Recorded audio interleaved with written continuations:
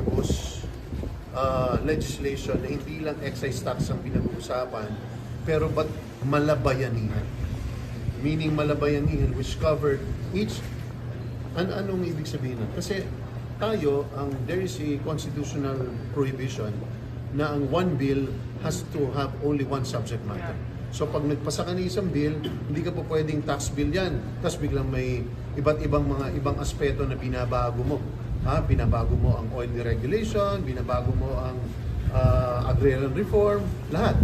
So, pero because of the extraordinary times, sabi ni Speaker, hindi ba tayo pwedeng magkaroon na parang bayanihan bill na because of how important and significant the problem is, na pwedeng all-encompassing, matouch natin yung iba't ibang batas para mas ma-address natin ng mabuti.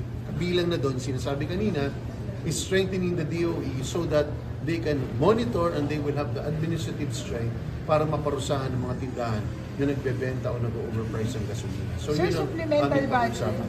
Supplemental budget. Wala, hindi pa pinag-uusapan, pero katulad din ng bayanihan, pwede rin yun isama, particularly on ayuda programs, no? So, tingin ko that's also forthcoming. Pag pinag-usapan ayuda programs, pinag-usapan namin informally is sa iba't ibang sektor. Transportation, sa lower middle class, pati po sa mga manininda ng iba't ibang important commodities. So yun po ang tingin kong babalangkasin namin doon. Okay?